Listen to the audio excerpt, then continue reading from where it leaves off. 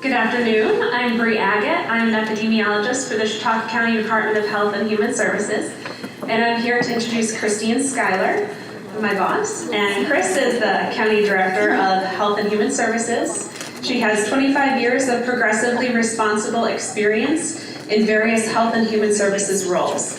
As Public Health Director and Social Services Commissioner, Chris recognized the need to address the social determinants of health, streamline services, and increase efficiencies to improve overall health and well-being in the county. This vision resulted in the Integrated Department of Health and Human Services in 2012. Christine's experience includes nursing, sales, physician relations, and hospital administration. She is a licensed registered professional nurse and holds a Bachelor of Science degree in nursing from Gannon University, as well as a Master of Science degree in Healthcare Administration from Bellevue University.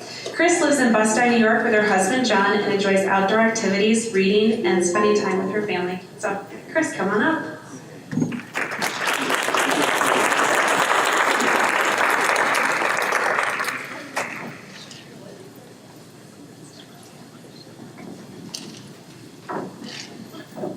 Just told Bree if she could make that step, I ought to be able to make that step.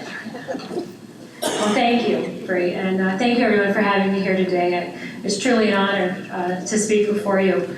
Unknowingly, I think all of the previous presenters have really set me up here quite nicely. We started out talking about generations, and in fact, the social determinants of health have profound impacts on all generations. So I don't care if you're a baby boomer or a Gen Xer like me, or a millennial. This is something that knows no bounds.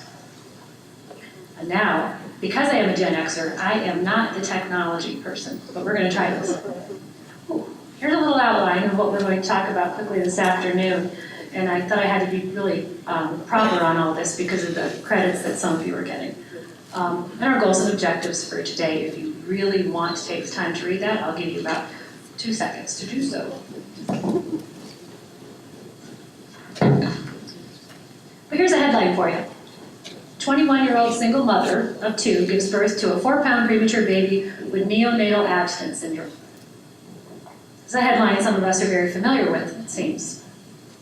And what's the water cooler talk that goes along with that? Here we go again. Another addict. Another baby born addicted. More burden on society. What's wrong with these people? Brenda, this 21-year-old, found out she was 8 weeks pregnant at a walk-in clinic. She was referred for prenatal care. Brenda never completed high school, was alone, she had no transportation, and had 2 other children, a 3-year-old and a 16-month-old.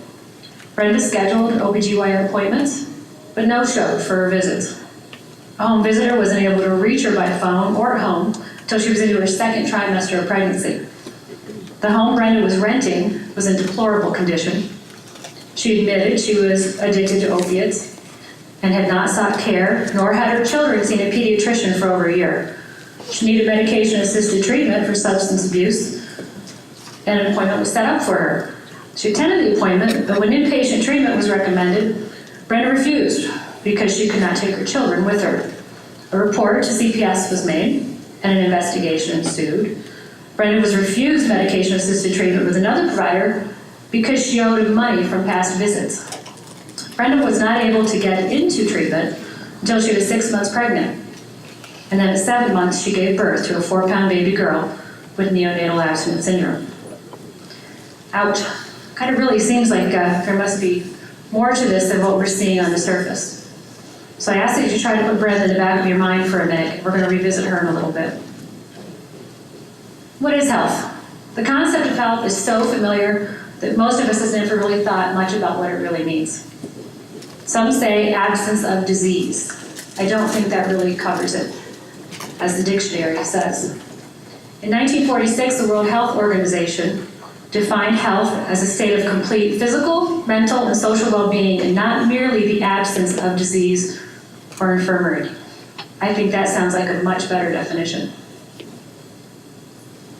So what are the social determinants of health? Again, the World Health Organization says social determinants of health are the conditions in which people are born, grow, work, live, and age. and a wider set of forces and systems shaping the conditions of daily life. Such things as social and economic environment, physical environment, and individual characteristics and behaviors. Things that make people healthy, those factors are known as determinants of health. They combine to affect the health just not of individuals, but also of our communities. Evidence has shown that the more commonly considered factors that determine one's health, like having access to care or using healthcare services, really have less of an impact than these social determinants. We talk specifically about income and social status. Higher income and social status are linked to better health. The greater the gap between the richest and the poorest people, the greater the differences in health. Education. Low income levels are linked with poor health, more stress, lower self-confidence, and lower incomes.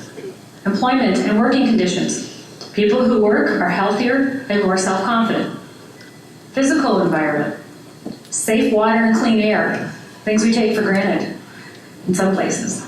Healthy workplaces, decent and safe housing, access to transportation, safe roads and walkways all contribute to good health.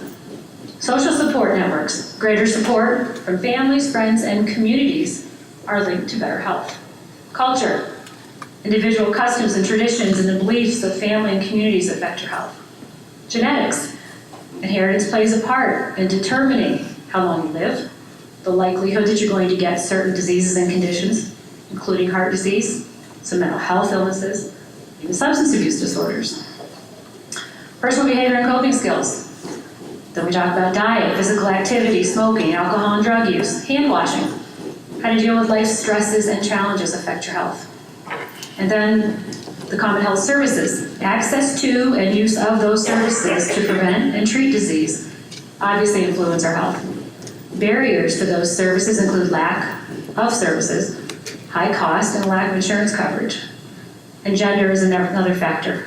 Men and women suffer from different types of diseases at different ages. For all Americans, other influences on health include the availability of access to high-quality education, nutritious food, decent and safe housing, affordable, reliable public transportation, culturally sensitive healthcare providers, health insurance, clean water, and non-polluted air. This isn't new stuff, but this is what prevention is all about. Next, I really want to show you what I call our dots. We're talking about county health outcomes and health factors. And there is a lot of data here, so I'm going to try not to overload you. So if I see people yawning and coughing, then I'm going to just skip it all. And I need to thank Bree, my epidemiologist, for really compiling a lot of this. I heard a cough. This is very busy, but what this is showing you, if you look down on the bottom, is Western New York. Most people who die in Chautauqua County actually do die of old age.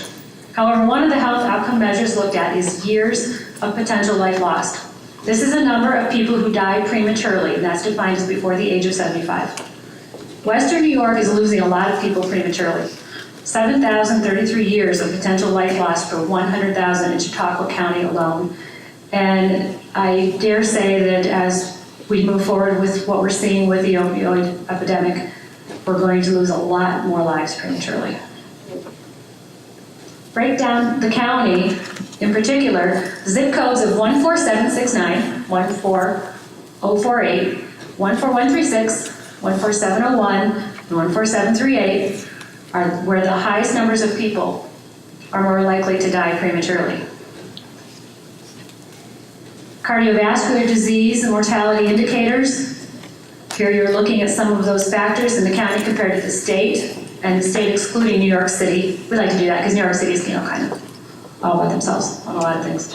Heart disease continues to be our #1 killer. Chautauqua County has higher rates of cardiovascular disease, premature death from cardiovascular disease, heart attacks, strokes, and premature deaths from strokes than New York State. Health behavior indicators. Poor health behaviors lead to poor health outcomes. That's just the way it is. Chautauqua County residents are doing poorer than Western New York and all of New York State on each of the measures. Participating in leisure activities, eating 5 or more fruits and vegetables a day, being diagnosed with diabetes, consuming sugary drinks, and smoking cigarettes. Overweight and obesity indicators. Obesity is a risk factor for many health conditions, including heart disease, stroke, diabetes, orthopedic conditions, and on and on. As you can see, 63% of adults are overweight or obese in this county. And in public school, 36% of students are overweight or obese. Once again, we're not stacking up very favorably here. Andy, quit yawning. Okay. Newborn drug-related diagnosis rates. These are we're talking about our babies. The number of newborn babies whose mothers tested positive for drugs at the time of delivery has climbed over the years. I do have to clarify to say it's important to be mindful that no consistent protocols are in place dictating who gets screened when you go in to have a baby. So screening rates really can vary widely amongst hospitals, amongst counties in general, because there is no protocol in place to look at that. When I took over social services, my eyes got really widened to what was happening in the child welfare world. And when you think that the health sector is all by itself, it's really not. Health is so much bigger and broader than that. And what we see in the child welfare world and the impacts of this. I said to an OBGYN who was trying to gain support for using long-acting reversible contraceptives right at time of delivery, and also for doing some universal screening and helping me to get that passed at the state level. And he's very resistant. And I said, I want you to accompany our child welfare workers, because you deliver that cute baby, and you give it to mom, and you leave. You're gone. You don't see what happens to that baby. And then the baby, whether it's in the system or grows up with that family, until maybe that baby grows up and now is here to see you having a baby. So some of that reality I think we really have to bring home. Mental health and substance abuse outcomes. 16% of adults in Chicago County self-reported having poor mental health for at least 2 weeks over the past month. Our friends here at CASIC looked at their Pride survey, 2016. This is the past 30-day use by Chicago County middle school and high school students. Cigarettes, alcohol, marijuana, and prescription drugs. A little alarming. All opiate overdose indicators. As you can see, we certainly are having an issue locally. In 2016, there were 38 confirmed drug overdose deaths, and we are tracking the first quarter of 2017 to quickly surpass that. Economic stability, unemployment. We have higher rates of unemployment, most prevalent among individuals in poverty, individuals with any disability, those with racial and ethnic minorities. In educational attainment, 15% of individuals aged 25 to 64 have less than a high school degree or unemployed. Economic stability and income. Poverty is a huge problem in this county. 30% of our children are living in poverty. A high number of people on Social Security indicates the aging of our population. No, wait, just tell me 10 minutes. Come on, I can't do this in 10 more minutes. I'll try it. Our median household income in the county is $43,000 compared to $60,000 in New York State and $54,000 in the nation. Working more closely, poverty rates are highest in minority populations. Go faster. Neighborhood and physical environment, housing and transportation, another social determinant of health. Housing. We have transportation issues, less public transportation and lower access to vehicles. The majority of homes in the county were built before 1939. Almost twice as many houses sit vacant here than in the rest of New York State and the country. Home values are much lower, hence rent payments are low as well. We're fortunate that we have a low violent crime rate here, but people die more often from injuries, causes such as vehicle accidents and suicide.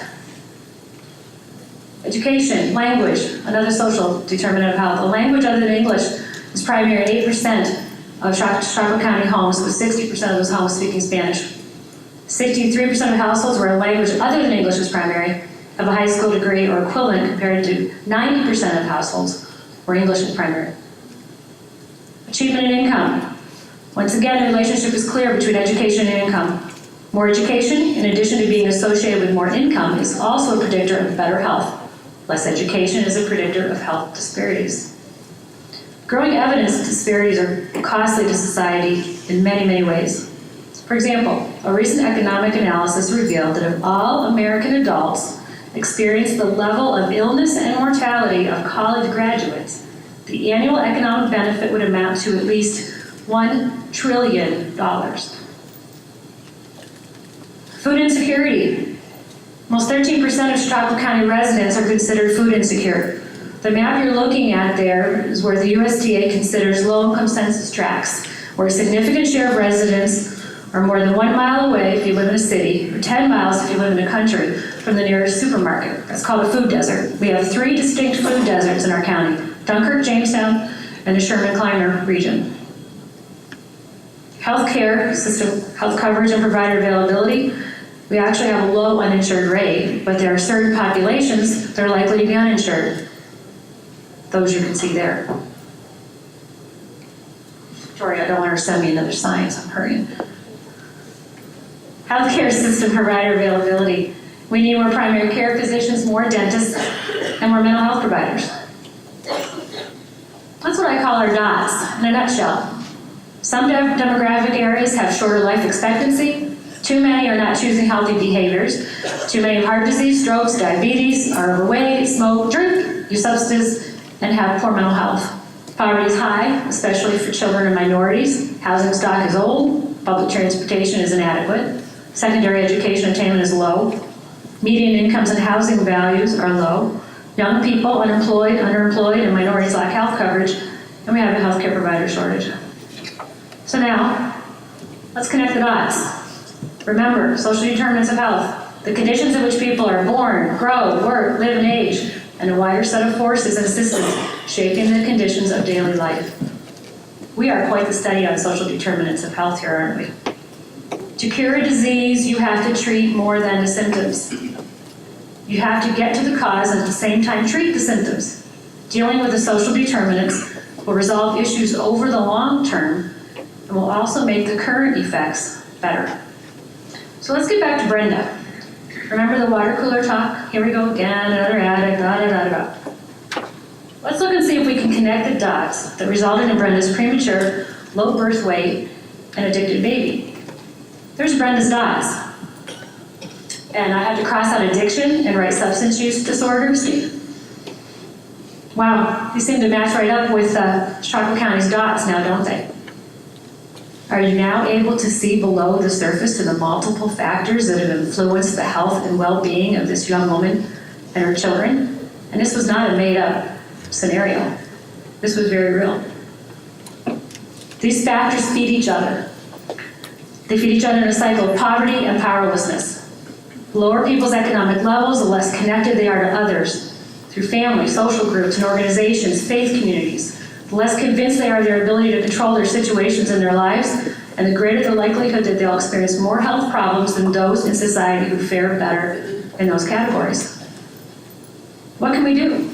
Effective interventions have to break the cycle by understanding the social determinants behind it and changing them and the conditions they cause in a truly profound way. We have 2 examples of that today. Allie's story, you'll remember from this morning. Her parents had mental health issues, PTSD, they were poor. She had her bicycle. Then she had support of church and community and friends, and they got her a new bike. She had the services around her. Those social determinants of health were met. She got a scholarship, she became a professional mountain biker. She succeeded and rode the cycle. We also heard about Steve. Quite an amazing story. But you heard the issues there. A job, housing, insurance, community supports, and harm reduction, education, led to empowerment, and broke the cycle. So the big picture, how do you change a society? Develop interventions that can reduce people's exposure to, their vulnerability to, and their consequences from health problems. And that, at the same time, encourage gains in economic equality, social connectedness, and self-worth. No one entity or sector can do this. This is something we have to work on together. Everyone in this room can play a part in that. You can help people to improve their health and that of their children, help them to move up the ladder of economic and social status, and secure the next generation. I think it's important that we try not always to concentrate on the huge issues. Let's intervene at the economic, environmental, policy conditions that reflect the social determinants. The World Health Organization has issued a community toolbox to assist with the development of collaborative, community-focused interventions for change. And I'll just quickly, the toolkit and some of the highlights of it. Helping people gain knowledge and skills can be an intervention in itself, or be part of a broader intervention that provides people with tools to safeguard or improve their health and their lives. Empowerment is not something that one person or group gives to another. It's both a process and a goal. Developing reciprocal, trusting, and equitable relationships with communities is a much more effective strategy. Support within and between groups. We've seen that. Emotional support is necessary to be healthy.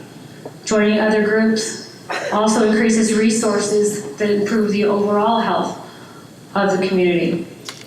We talked some about specific health issues in education. Things like safe sex practices to decrease the spread of diseases like chlamydia and HIV and hepatitis, prevent unplanned pregnancies. We talked about the needle exchange program earlier. Depending on how these programs are structured, most can also address social connectedness. Bringing people together is so important. Barriers to access to and opportunities for resources and services. Address these issues locally. We have community assets. We just have to put them together to create the programs to remove and address the barriers. And there has to be consequences of actions. Research has long shown that people are more apt to take or continue action if it rewards them with goods, peer approval, pleasure, status, satisfaction, or the desired results than if it punishes them with high costs, disapproval, misery, loss of status, dissatisfaction, or frustration. Strategies must include providing transportation to and from existing services, locating new services closer to where they're needed, or lessening bureaucratic requirements, well, as much as we possibly can, because being in government, I'm all too familiar with that one. Exposure to or protection from hazards, and policy change. Policy change is often difficult, but in the long run, it can be the most effective means of improving health and development outcomes, because it can lead to real social change. The ideal intervention would be one that originates with or involves those who will benefit from the change, since that gives them control over what happens to them. Example of that is the Tobacco 21 law. That really was a grassroots effort. If it was not for the grassroots efforts of community partners and adolescents themselves, I don't think we would have got that passed in the county. Interventions are based on prevention. It is much easier and much less painful in so many ways to prevent illness, disease, obesity, addiction, child abuse and neglect, elder abuse, accidents, suicide, and on, than it is to treat them.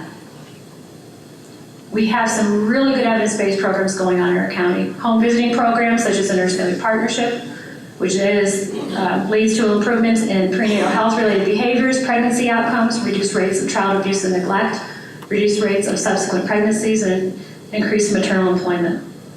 Other benefits include longer relationships with their current partner and fewer months of using public assistance and SNAP benefits. Our community health workers, our peer-based support home visiting program. There's the Parents as Teachers model in the county.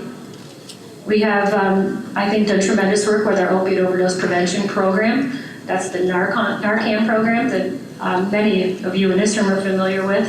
And someone I'd like to say a special thank you to in the room is one of our Nurse Family Partnership nurses, and also our public health nurse in charge of our opioid overdose prevention program, Allison Espin. Please stand up.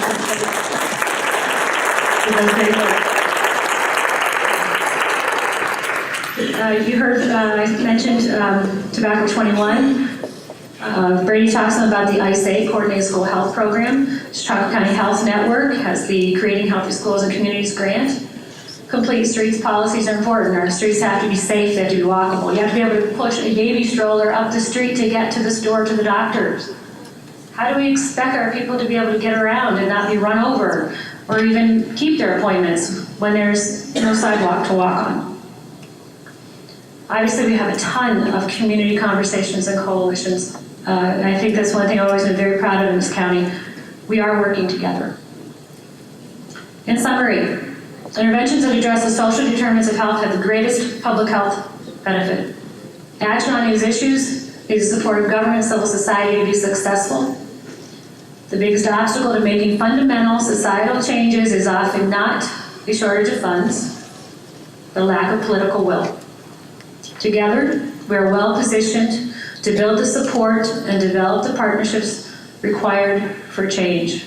Despite a broad range of societal efforts to improve health practices and quality of life, very little progress has been made. We can do this. What is it that causes people to make these health choices? Why do we see poor health choices being made in specific communities time after time?